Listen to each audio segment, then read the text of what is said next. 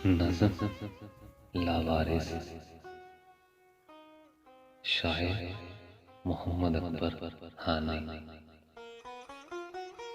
कचरे के डब्बे में नौजीदा बच्चा,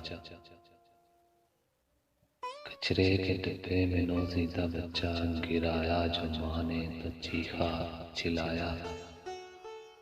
हजारों सवालों ने आन घेरा, चीखों में उसने माँ को बुलाया।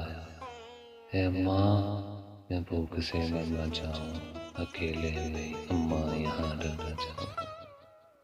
मुझे छोड़ कर यूं अकेला न जाओ, है अम्मा खुदा वापस आ जाओ। कैसे कटेंगी ये काली रातें, कैसे सहूंगा ज़माने की बातें। मुझे तन्हा रहने की आदत नहीं है माँ कि मुझसे मोहब्बत नहीं। आकर मुझे फिर उठा ले यहाँ से, डरता हूँ मैं इस जालिम जहां से। लोगों की नजरें सवाल बनकर मुझे कैद कर लेंगी जाल बनकर। तोड़ दे तोड़ दे ये जंजीर मेरी, हाथों में तेरे है तकदीर मेरी।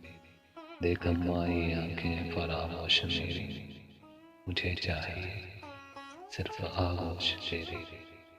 कचरे के डब्बे में नौजीदा बच्चा गिराया जो माँ ने तो चीखा चिल्लाया।